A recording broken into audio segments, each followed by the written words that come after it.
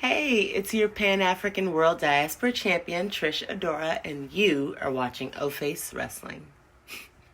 Hey guys, it's your girl Red Velvet, and you are watching O Face Wrestling. That's right. Oh, Face Wrestling. Listen to the podcast. Listen. They are Dark Side approved. Holiday approves it. Oh, Face Wrestling.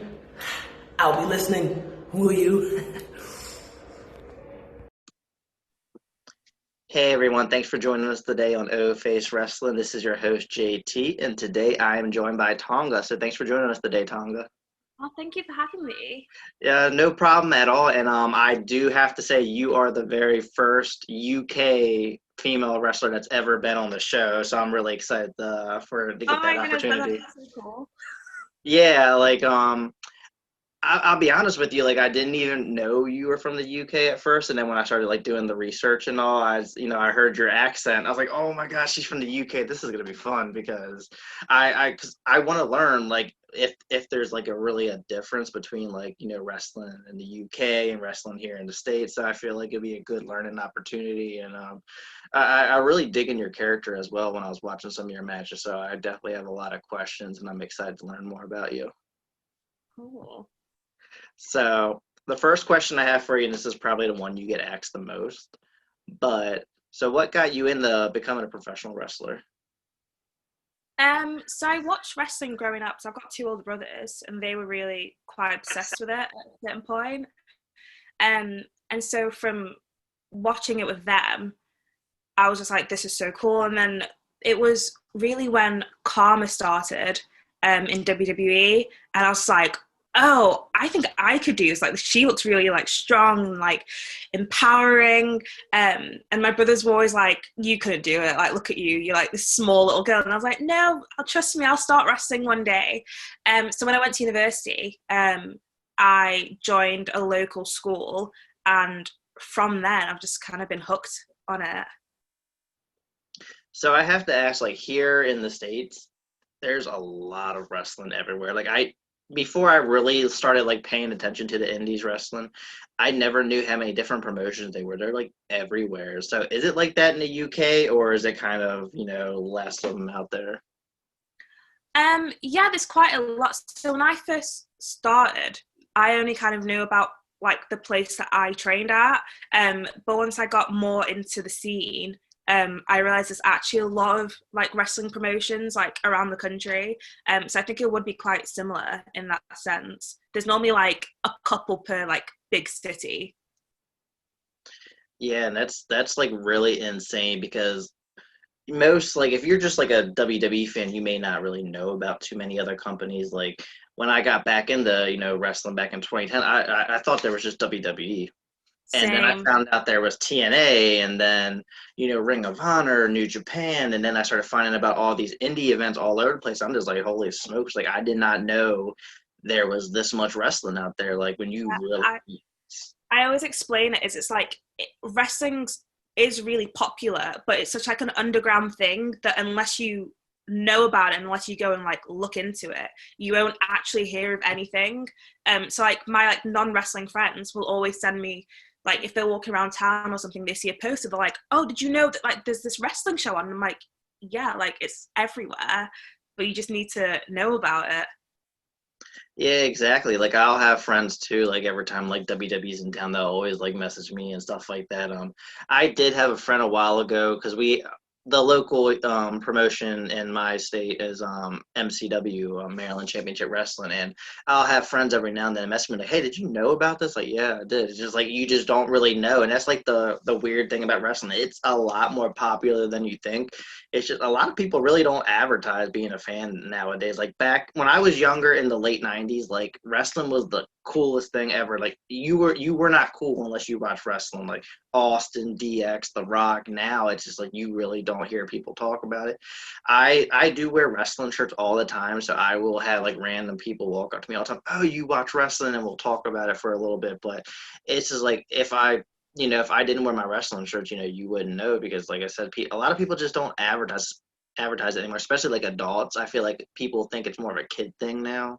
Yeah, I know. Like when I was in high school, I was like obsessed with wrestling. Like I'd watch I think there was a period of time where I'd watched every single episode of Raw for like 10 years or something. And no one at school knew that I liked wrestling. And then when people started finding out, they were like, oh my goodness, like, that's so cool. But I was just like, I was so nervous for about 3 or 4 years to even mention it. Because I was like, I don't want to be known as the weird wrestling girl. So now people from like back in high school, they'll always message me and they'll be like, you wrestle, like, that's so cool. Like, I knew you liked it in high school, but I didn't think you liked it that much. So it's a bit of an embarrassing thing to love, but oh well. Yeah, I mean, I don't get embarrassed by it at all, but that kind of reminds me, my one friend, she wrestles for MCW. She told me that one of her old teachers from high school had reached out to her on Facebook because she saw her on the poster for one of the events coming up, and she kind of said the same thing. That's really cool. Like, I'm really proud of you, because she had talked about it, in high school, and realistically, people are like, oh, that's never going to happen. But then seeing it actually happen, it's just like, wow, that's really cool. But so I know, like, you being in the UK, there's a huge time difference. So what time does Raw come on your time? It comes on at 1 a.m. Wow. Yeah, so for the big pay-per-views, I'd always have to book off the next day from work. And I'd always have a nap before, and then I'll have like coffee and like a Red Bull just to keep me going. Especially for like WrestleMania, it'll like finish at like 5 o'clock in the morning, and I'm just like, no. But it's worth it, definitely. Yeah, definitely.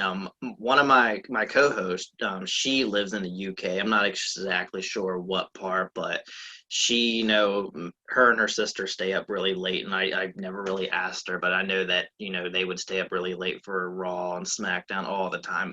And like, she does it for AEW as well, and I'm like, wow, like, she could do it now because she's on lockdown and she doesn't have to worry about work. But like, I know when I first, met her online, she was had work and, wouldn't get a lot of sleep and all. And like, that's like a lot of dedicated fans down there. Like, I couldn't do it. Like, I got to wake up at work at 4 a.m.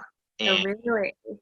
wrestling comes on at 8 p.m. here. So Raw ends at around 11 p.m. So I can't even do that.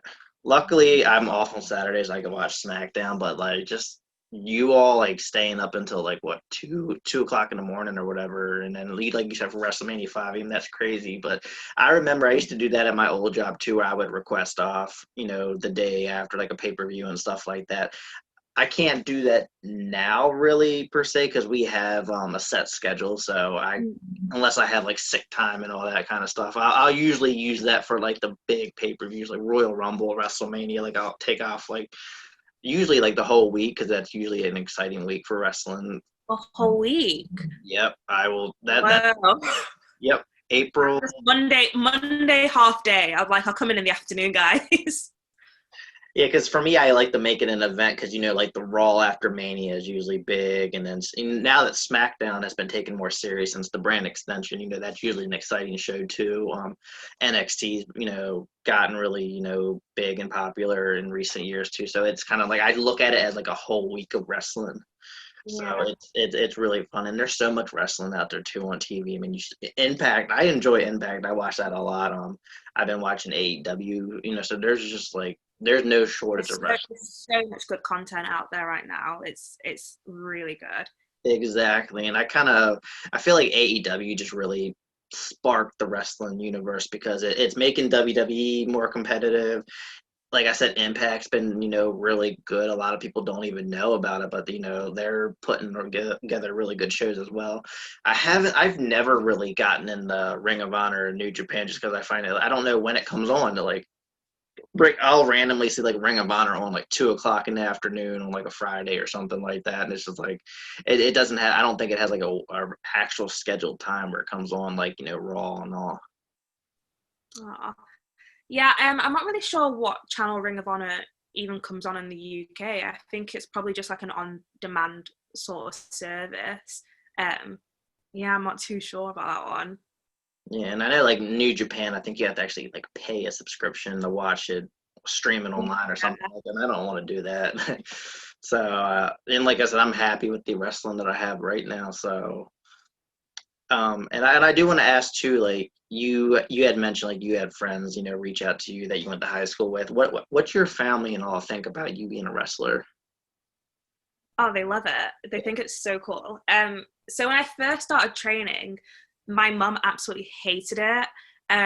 She was just like, "What are you doing? Like, this is so violent." So even when I'd watch it, like, when I was still at home, she'd be like, "Turn it off, it's violent," and I was just like, "No, mum, like, it's fake." Like, not sure if you know about that. Don't use that word in wrestling. But yeah, so she never really used to like it. And I remember I said to her once, I was just like, "Mum, if I like main evented WrestleMania, would you come and watch?" And she was like, "Absolutely not, no way, I would never watch you like wrestle." But now she's really come around to it and she loves it. She's like, "I just want to watch you fight." Like all of her friends talk about it, and yeah, even the rest of my family is super, super supportive.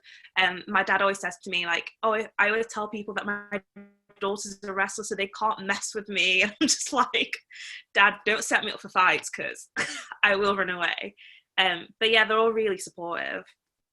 Yeah, that's really good. I mean, it's kind of, I feel like it's hard not to like be supportive, with your child when they're doing, living their dream and all that. But I do, understand like back in the day, at least, why a lot of, parents thought it was really violent because you like I don't know what era you started watching wrestling in, but back in the Attitude Era, they were doing a lot of crazy and violent stuff, like Mankind being thrown out the cage, and then it looked really bad. And I mean, wrestling is still very dangerous. Going back to like my one friend that I mentioned, I saw her like the day after she, went training, and this was the first time training in months because COVID, and she wasn't able to wrestle. She barely could walk. Like, Oh yeah, I was the same. I was a shell of a human being the day afterwards. I was, oh yeah, no one could talk to me. And it's like really no joke because when being at a live event is completely different than watching it on TV, because when you're at that live event, you hear the impact that you all make when you slam on the ground, and it's loud. Like I had no idea. It's just like wood right under that. I thought it was some kind of padding or something like that. Nope. Yeah, when I took my first bump, I was like, oh no, like this feels awful. And even when we're like putting the ring together at shows, I always like look around to all the guys and I'm like, do you realize how stupid we're being? Like we're actually just throwing our body on wood. Like it's wood. Like this isn't a normal thing to be doing. But there's obviously ways of like doing it safely, but it just hurts so much, especially when you land a bit wrong. Yeah, yeah. Yeah, like I've heard there's like, certain ways to land and all that, but I just can't imagine like you ever really getting used to that. Like, Yeah, I think you get used to it. So you kind of build up like a callus like on your back. Like you like become desensitized to it. But definitely after not training for a long time, like you really start to feel it. And I think especially for me, the first few bumps I took after not training for a couple of months, I'd forgotten how to bump. So I was just landing really awkwardly and everything just hurt like way too much. And I was just like, guys, I don't think I could do this anymore. Like, this is so painful. But you get used to it. It's a lot of muscle memory. yeah, I guess I can kind of maybe see like getting used to it because when you brought up the callus part, I'm like, okay, that kind of makes sense and all. So now I do want to ask the next question. So when I was watching some of your matches on YouTube, you were holding a black briefcase. Tell me about that, because is it kind of like the Money in the Bank briefcase or something, or is it like just like a prop to your character? Yeah, so it was goodness, this must have been like 2 years ago, I think. It was the Kitty in the Bank briefcase, but I actually hadn't won it. My tag team partner had won it, but I was just parading it around like I'd won it, for some weird reason. But yeah, so it was for a championship match. Yeah, that was so long ago. I completely forgot about the briefcase. Yeah, Saga of my life. I saw that. I was like, that's really cool. So can you cash it in kind of like Money in the Bank at just any moment, or is it kind of like an advance match notice kind of thing? Yes, I believe the storyline was I was away for one of the shows. I was actually on holiday. And so I'd cashed in the briefcase for the main championship for my tag partner to go and fight while I was away. So when I came back, that I could be the champion, which I was like, that's so on brand. That's so me. When they told me the idea, I was like, yeah, cool, go there. I'm going to go relax in Mexico while he has a match. So that was that. But I think he lost, which Oh was wow. not ideal. So I want to ask too. During your entrance, you come out with, I don't know if it's something that you used to do and don't do anymore, but you had like this fur jacket. So tell me a little bit about like what inspired that gear. So it was really random actually. So it was when I'd first started training, and I was just shopping one day and I saw this fur coat and I was like, I love this coat. Like, I need a reason to buy this coat. And everyone was like, where are you ever gonna wear a fur coat to? And I was like, I'm gonna wear it to the ring. Like, I'm gonna wear it in like everyday life. And I remember sending a picture of it to all my friends being like, should I buy this? And they're all like, no. And I was like, I'm buying it anyway. And then when I came to actually doing shows, I was like, guys, I've got this idea of wearing a fur coat to the ring. And they were like, brilliant, take it, run with it. So that's the story of the fur coat. It was just me actually just wanting to own a fur. Yeah, I thought it was pretty cool. It gave me like this upscale, like heel villain kind of vibe. Yeah. I really liked it. I was like, that really looks really good because, I mean, at least me personally, I've never really seen too many wrestlers wear like fur, especially like all fur. Like I've seen people have like a jacket with the fur hoodie kind of thing on, like Lady Frost, but like an actual like all fur jacket. Like it reminded me of what's that? 101 Dalmatians, kind of like the villain Cruella de Vil. Like Oh, Cruella de Vil. yeah.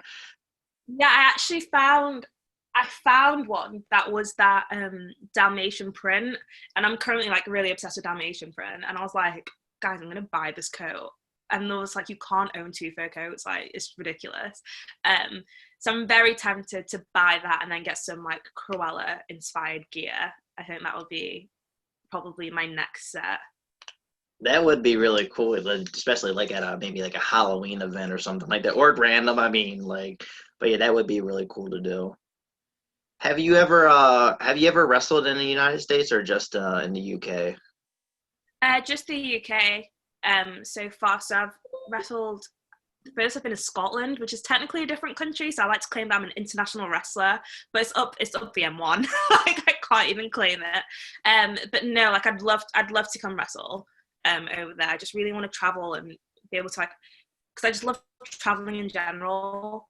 So be able to like explore new cultures at the same time as wrestle is just going to be like a win-win. Hopefully soon. Yeah, because that seems like the really cool thing about wrestling, whether you're on the indies or like WWE or whatever, like just all the traveling you get to do. Like, one of my favorite wrestlers, I've seen her like take pictures in Egypt, and she's here, she's there, and I'm thinking like that's like really cool. Like you just travel and just venture through the whole world, and you get paid to do it too.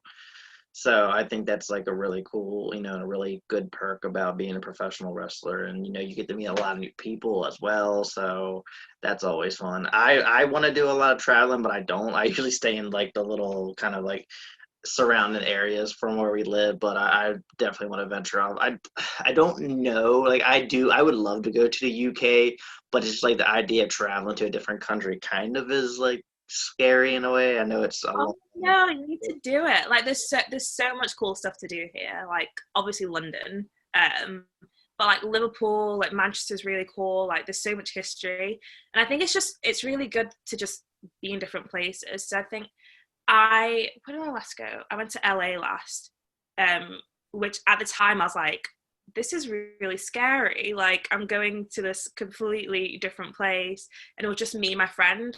So it was like my first trip without like my parents that was really far away, and I was terrified the entire time. But once you're there, it's just like, this is fantastic. Everyone was so nice, eating like loads of different foods. So I definitely recommend traveling. Oh yeah, the food part's really good. Just trying the different culture foods and stuff like that. I love food, so that would be like top of my list. So this is probably gonna sound like a dumb question, but where in the UK was the whole like Jack the Ripper thing? So it's London. London. I think it was central London. Yeah, I love Jack the Ripper, which is probably a really controversial thing to say, but like I have a slight obsession with serial killers. So yeah, you can do like a walking tour of like the routes that he used to take, and like you can like stop off where all the murders were, which is really grim, but it's really interesting. Yeah, that was I was about to ask that. I was like, is there any kind of like museum or something like that, in the area that he did that? But so have you been? Have you actually done that? No, I haven't, but my sister lives in London, so she used to live near the main like part that he did like most of the killings, and so like whenever we'd walk around, she'd be like, "Oh yeah, this is like the famous Jack the Ripper place." And I was like, "Oh, like really? Like this is fantastic. Let me take a picture." But I've not actually done the official tour. Yeah, that's something if I were ever in the area, I would do that because I wouldn't go as far as to say like I'm obsessed with serial killers or anything like that, but I've always found like the Jack the Ripper story like really interesting. Like I've watched the documentaries. I just want to know who the damn guy was. And I think it was like Yeah, a year or two ago, they said they think they know who it was based off of like DNA, but they can't be 100% sure just because of how old the DNA was and stuff like that. But it's just one of those mysteries that, has been around for so long, and it's just like the fact that he was able to get away with it. so many. Yeah. But Yeah, I think that's what makes it more interesting, the fact that we don't actually know who it is. So like I think if they ever did announce it, it'd be like, oh, it was Joe from down the street, like not that interesting, but it makes him like this whole larger than life persona. yeah. I think the when they did the DNA thing like a year ago, I think they said it was like the barber or something like that. I forgot Uh, his name. well, I'm not too sure, but I'll definitely be researching that. Yeah, if I find, I could probably find it. I'll just DM you the link to the thing. Please But yeah, I think do. it was whoever the barber was. But yeah, it's always a really interesting story. I love like, the unsolved mysteries and stuff like that. Urban legends, stuff like that. That's always been, something I've been interested in since I was a little kid. Yeah, no, I wouldn't say I'm obsessed with serial killers and murders and stuff like that, but like, because I studied psychology in A level, and so like that whole psychology side of it really interests me, and I'd like to know how they got away with it. Like, I'm just like, how did you manage to kill like hundreds of people and no one knew, or like you'd get caught but you'd escape and no one would know. So it's all just really fascinating to me. Yeah, especially because like at first I can understand like Jack, the Ripper getting away because no one knew about him. But then once when he became a big thing, it's like everyone's looking for you. You tell Yeah, me everyone's on guard. he had to have been someone who just no one would have thought it was, and because if it was this like they make him out to be this really creepy, like suspicious looking guy, but if that was the case, you think you would have eyed him out pretty easily. So Yeah. I just want to know not necessarily who he was, but how he did it, like how he was so slick about everything. That's the big thing, and we'll never know that. So, Yeah. so last question I have for you now. You kind of answered it with the whole us talking about like the serial killer thing, but I guess maybe you can give me another answer. So, tell me a little bit about yourself that's non-wrestling related that you would want like fans to know about you. That I would or I wouldn't. That you would. Um, do you know what? I just think I'm quite weird as a human being. So people always say to me like, "Oh, we think you're like really cool. Like you give off really chic vibes." I'm like, "No, I'm actually quite weird." Um, so yeah, the serial killer thing's really weird. What else do I do that's quite strange? I can play the ukulele, which was a weird hobby that I picked up randomly in high school. I was part of a ukulele orchestra. Like, I'm not cool whatsoever. Like, I really love like corny jokes, and just all around trash TV. So I think that's one thing people need to know. This whole like ultimate diva persona is just all a fraud. Like, I'm just a bit of a dork. Trust me, like I can understand that. My friend, when I it started out with me just being a fan of her, and I saw her character and who she was in the ring, and then when me and her actually started like working together outside, I started realizing she is nothing like her character, she's like a huge anime nerd, video games, all that kind of stuff, and it's like, wow, like, and that shows, like, what you see on TV or in the ring, that's just the character that they're portraying. Maybe it relates to them, maybe it doesn't, but it's just, I find it fun just like learning about which is why I like to ask that question, because a lot of fans, we want to know those kind of things too. We want to see how we can relate and stuff like that, because it's really cool, especially like when I first became like a really big Ember Moon fan. When I found out she was like big into Game of Thrones and video games, I got like super excited. I'm like, wow, like I like these same things, so that just makes it just more fun being a fan, I guess, just knowing that, hey, we do Yeah. things, I definitely think there's like different levels to wrestlers. So for the most part, like, but especially for me, like my persona is like a slight element of me. Like I do have like my diva tendencies, which aren't even on purpose. I just don't really have a filter for the most part. But yeah, there's definitely like a different side to most people. And like, especially when I started hanging around with more wrestlers and got to know them personally, I'm like, okay, we're all just very strange people, and we're all very much not like the characters that we try to portray. Like we're all quite normal, but also very weird on the inside. So I think that's definitely a thing fans should know. And especially when they feel intimidated to talk to like wrestlers, it's like we're regular people. We just get dressed up in very small clothing and roll around in a ring. Exactly. And honestly, like, I think everyone's weird in their own way. They just don't always show it around, Yeah. everyone. But when you mentioned that too, because I have a funny like story to tell you. It's not long. One of the wrestlers that I had on my show, like it was like a year ago. I don't know if you're familiar with WoW, Women of Wrestling, at all. I think I've seen some of their clips on YouTube. Well, the one girl, her name is Samantha Smart. She manages Robin Reed, who's the disciplinarian. Um, Prior to recording, just like, anytime I record with a wrestler, we do a little chat at the beginning before the recording. She was a really cool, chill person. The second I clicked that record button, because she didn't tell me she was going to character. She portrayed her character, which was like a heel, like I like to say she reminded me like a female version of Damien Sandow, where she was like talking really sophisticated, saying stuff I could not understand. And then I wish I'd done that. I was I was so overwhelmed, because that was when I first started interviewing wrestlers. So I was still new. I was still very nervous going into the recordings, and then I was hit with that. And I was just like, wow, how do I respond to these answers and stuff like that? So after we were done recording, I was like, okay, we're done recording. She's like, okay, and just went back to her normal self. And I just thought that was just so funny. And then I got to tell her that story too when we did an Instagram live a few months later. But it just goes to show just how, like, you're your character, you do your thing, but then when you're not in that role, you're just a normal person, just like you. Yeah. I've had people say similar things to me like that whenever we like have to record a promo backstage at a show, and I'd be just like, oh, happy go lucky, like, oh, Tolly, come do this, yeah. And then as soon as the camera's on, I just like switch on like this completely different person, and people just like, whoa. And I'm like, yeah, was that fine, cool, I'm just gonna go carry on with my day. So it's a talent to switch it on, and it's a talent to keep on for an entire interview. I don't know how she managed to do that. So I definitely would have slipped up. But yeah, that's really funny.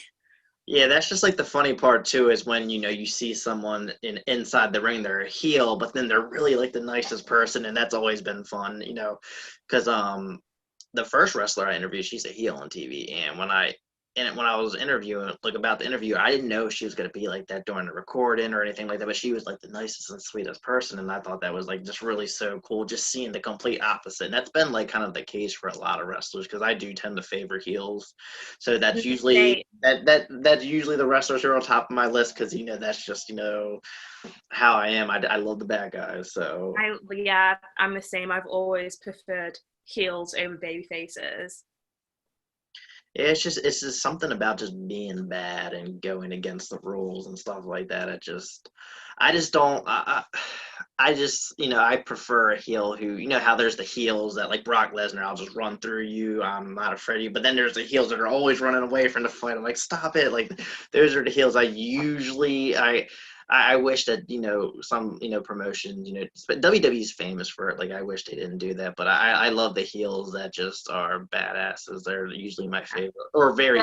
Brock's one of my favorites. I love Brock Lesnar so much. Even though it's like a bit of a controversial thing because people are like, oh, he doesn't really try. But I'm like, but Brock puts on some good matches and like it's so believable. And he actually just looks like he would destroy you and then be like, yeah, on to the next one. And honestly, I love him so much. Because, like, the thing about him is he actually went in the UFC and kicked ass, so you really can't say anything about him. Literally. Yeah, like, you can't argue with him. I do agree. Like, he is very controversial. I actually like him too. He can really put on good matches when he's motivated. Like his match against AJ Styles. Oh, fantastic! Even his Goldberg matches, other than that WrestleMania one 15 years ago. But like he brings like a really like a real fight, intense feel. Like yeah, it's a different atmosphere. When you're watching his matches. So like some of my favorite matches are like. Well, I'd always go back and watch if I'm like feeling down. It's like Brock Lesnar versus Roman Reigns, WrestleMania 31, and also Lesnar versus Cena, SummerSlam like 2013 or something like that. 2014 when he was it 14? Like Cena just got absolutely destroyed, and I was living for every second of it. I was like, "This is fantastic." I was like, "Fight forever." So those are some of my favorite matches because it's just. Because I'm not really that big into too much like running. Like I'm quite a lazy wrestler when I really think about it, because I have terrible cardio skills. So like sometimes the like really indie high flying stuff, like it's just a bit overwhelming to watch. But like Lesnar's like the pace that he actually works at, and it's just like hits you with something. Lets that sink in for a second. Like if I could get to that level of wrestling, like I'd be made.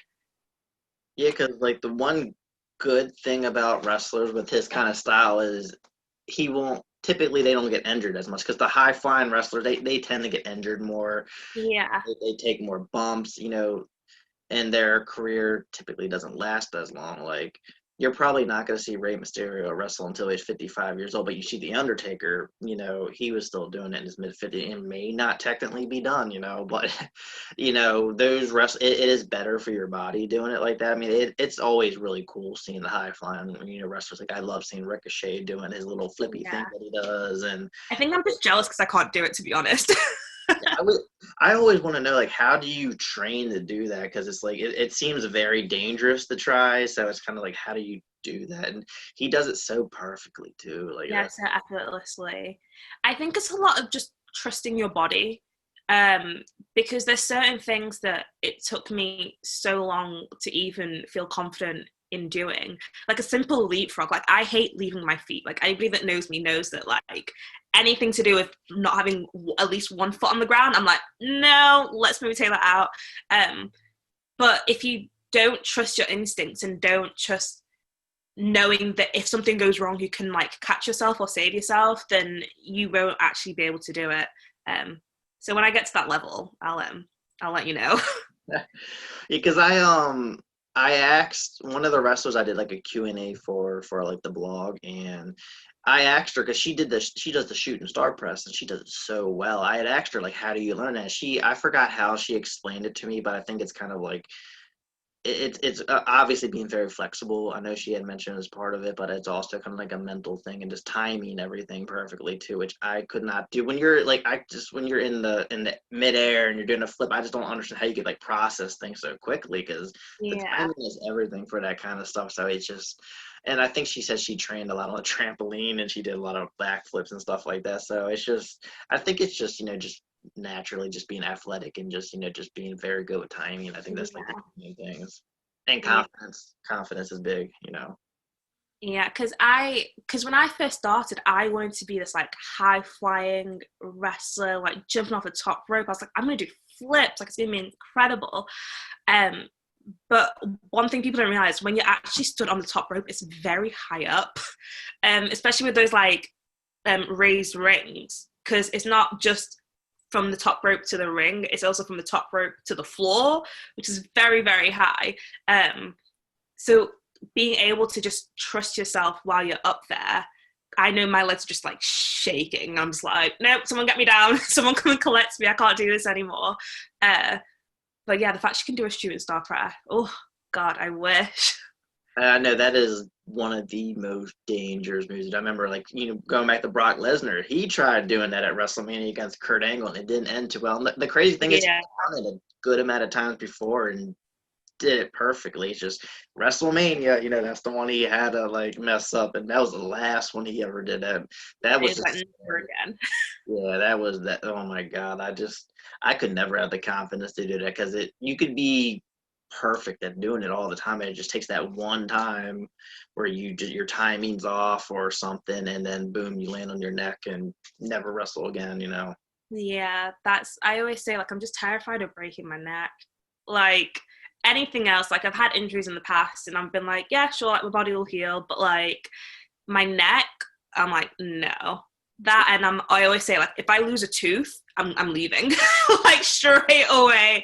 Like, I don't want fake teeth. I was like, if anything happens to my teeth, my face, or my neck, like, I'm done. Like, you will never see me. Mm-hmm.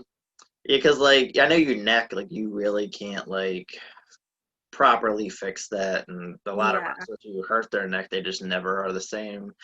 Like Austin, he never was the same after that neck injury. That kind of derailed his career, after so many years.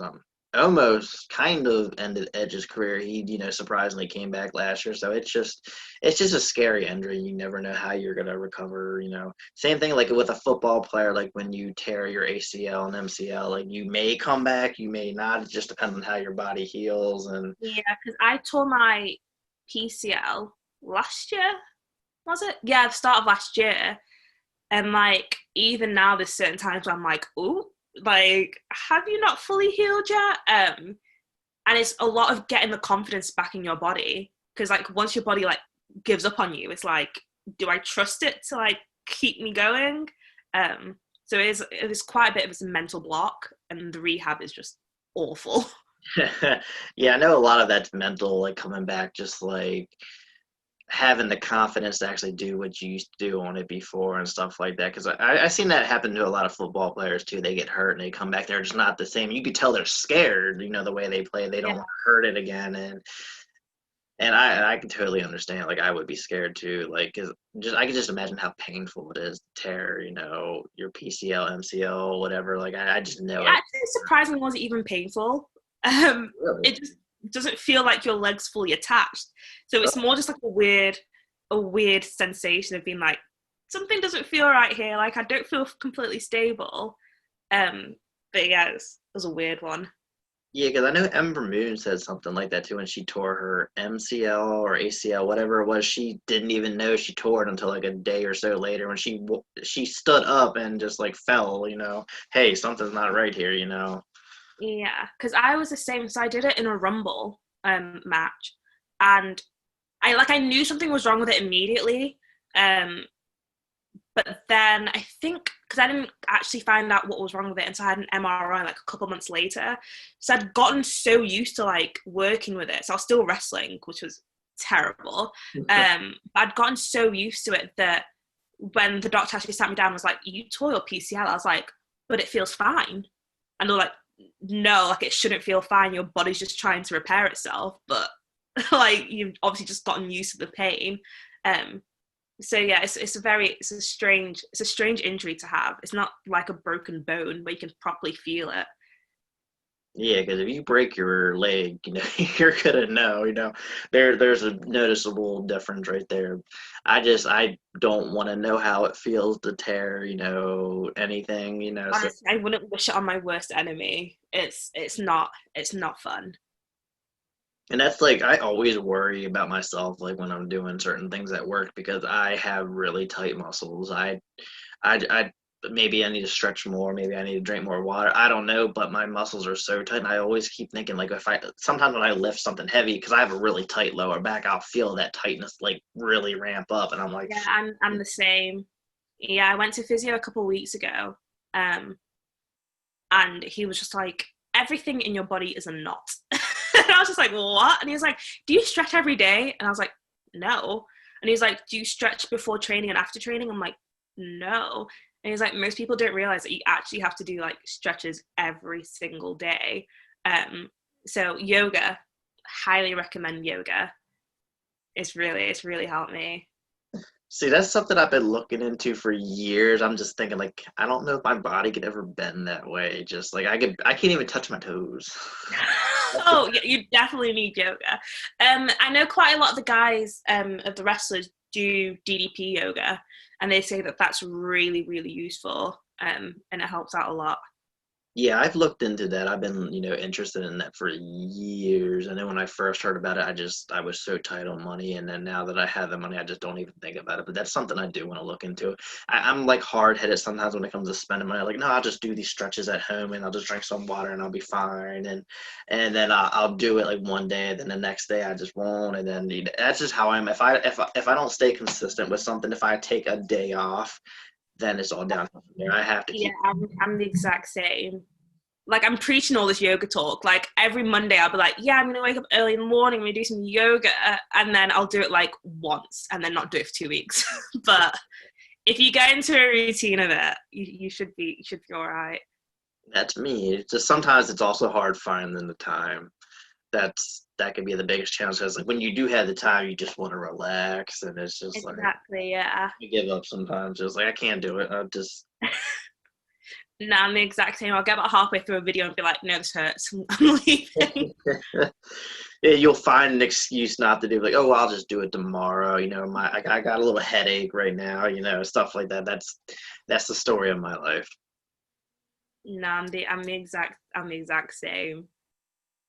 Well, we kind of like when I mentioned earlier about relating to wrestlers. Hey, that's something that I found out about you that we relate on. We have to stay consistent with something, or we just have a hard time keeping up. No, definitely. There's many of things that I'm like, yeah, I'm gonna start doing that. Like, read that like green tea is really good for you. You're supposed to like drink it every day, and I was like, yeah, I'm gonna drink green tea every single morning, and then like I've stopped doing it. I was just like, why did I buy all this green tea? So yeah, I give up on things very quickly, which I'm surprised I've kept with the wrestling thing. I mean, that shows how much of a passion you have for wrestling, and I feel like it's just you put too much into it to really want to give up with it too, because like you mentioned, it's a lot you put your body through, and just I couldn't put myself through all that and do all that and just give up, like kind of like with like my podcast. I've been doing this for a year and a half now, and it's just like I can't imagine like just stopping doing it. And like that's the thing too, like I put out an episode every Friday, and I make it a thing where I don't want to take a break, because I thought about that too, because I do get burnt out. Like maybe I'll have a month where I'll only do 2 episodes, but I'm thinking like I don't want to get into that routine. I want to keep it up because I love doing this. I put so much time and effort. I want to keep moving forward. I don't want to slow things down. No, I'm the exact same, because like I remember after my first session, I was going to quit, because I was in so much pain, like places my body hurt that I didn't even know existed. And so I was like, yeah, I'll like do one more session. And then it got to the point where I'd been so often and I'd learned so much and I'd gotten to know so many people that I was like, I don't want to give up. And there are definitely times where I get really burnt out and I'm like, why am I doing this? Like, I hardly see my family. Like, I have no spare time. All my money kind of just goes into something associated with wrestling.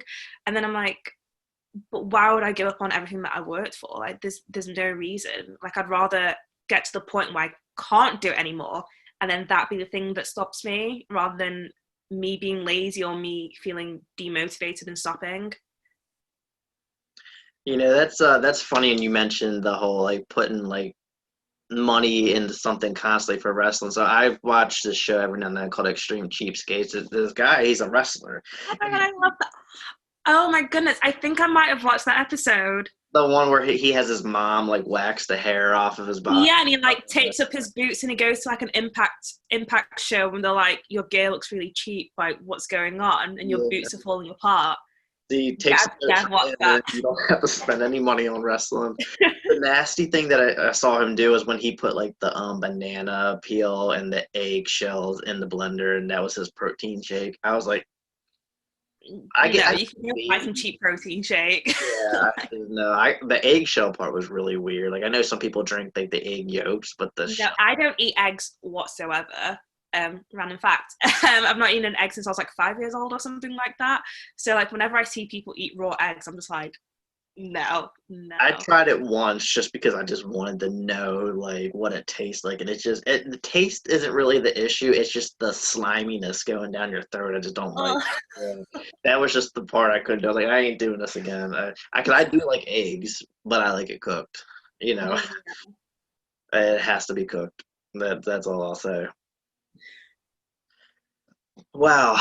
So Tonga, this was really fun. I mean, we talked about everything I had on my topic list and then more. Like I did not expect us to talk about Jack the Ripper or extreme cheapskates and stuff like that. I thought this was really fun. No, I had an absolute blast. Yeah, me too. And like I mentioned, I learned a lot about you. And like I said, when I was doing my research and seeing some of your matches, I'm like, she looks really cool because I mentioned like I really liked that jacket, the fur coat and the entrance, and I thought that was really cool. I was like, I wonder what other interesting facts I could learn about you. So yeah, I learned a lot. I thought this was really fun. We definitely related a lot. Like we have a lot of common interests, so that's really cool. Always finding stuff out. Wrestlers that you're a fan of or whatever, you have the same common interests and stuff like that. So that's really cool learning all that about you. Especially the Jack the Ripper part. I thought that was like the coolest part. Yeah, do not get me started on serial killers. I could honestly talk for days. Oh my goodness. Yeah, I've watched some like documentaries on Netflix, but I've never really gotten too deep into many of them. The Jack the Ripper was the one that's always stood out to me. I can't say outside of him that there's too many. There was some guy in the early 1900s that I saw something on Netflix. I forgot his name.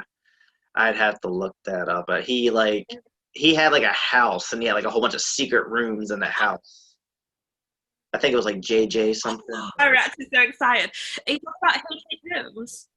What was that? The H.H. Holmes. Yeah, He had yeah. like the hotel. Yeah, he's one of my favorites. I think he's like the original serial killer, or like the first person that were like, yeah, this is actually a thing. Yeah.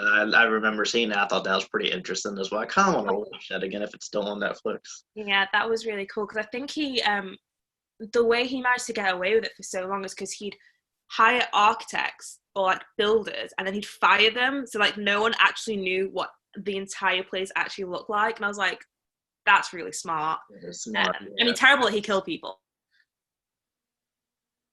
I mean, the thinking behind it was like really smart. He really put a lot of effort into doing what he was doing. It's like I want to kill people. Let me find a really smart way, to actually get away with this kind of stuff. That's scary. That like someone so dangerous. People actually think like that. Yeah. Yeah, exactly. Wow, but so Tonga, did you want to share any of your social media or anything you got coming up for the listeners to know about?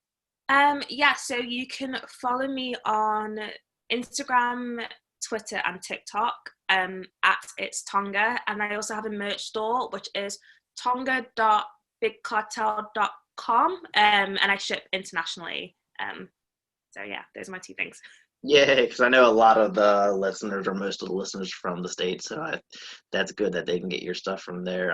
I had no idea you had a TikTok. I've been pretty obsessed with that app, within the last month. It's very. Yeah, I'm trying to go viral, but I'm also really scared to post things because people know how weird I am. So I'm obsessed with TikTok. That's all I do. Yeah, every night before I go to bed, I'm usually on it for like an hour or two, just scrolling through.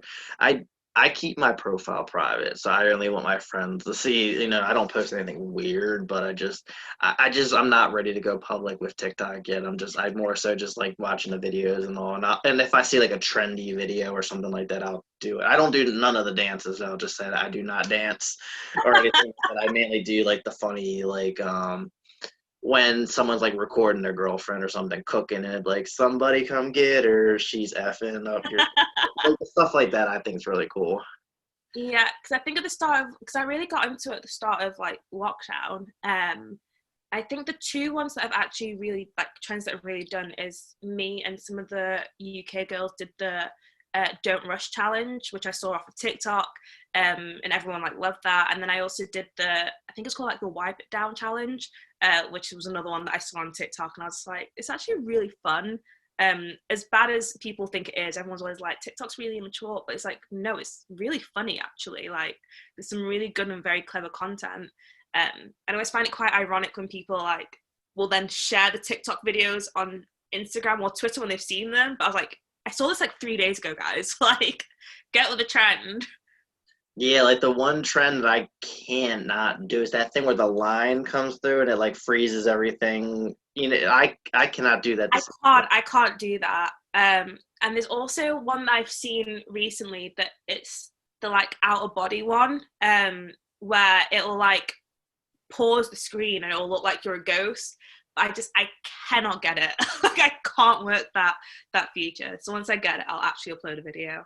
Yeah, some people, they're just very creative and just very good at that kind of stuff. I don't put too much time into making videos, which is probably why I'm not good at it, but I do the simple stuff, you know, right now. I'm not ready. I'm not at that level to do some of the stuff that the other people do. Yeah, it's a lot of skill, and I'm guessing it's a lot of practice to actually get it all like on point.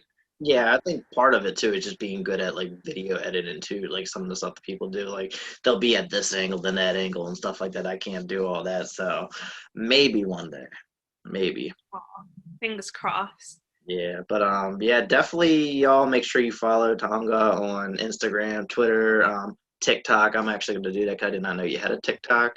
And then make sure that you follow us on Instagram, Twitter, Facebook, sub us on YouTube. Thank you all for tuning in for this episode, and thank you again, Tonga, for joining us today on No Face Wrestling. Thanks for having me. No problem at all. It was really exciting having my first UK wrestler on the show. So hopefully you're not the last one, though. But I thought this was really fun.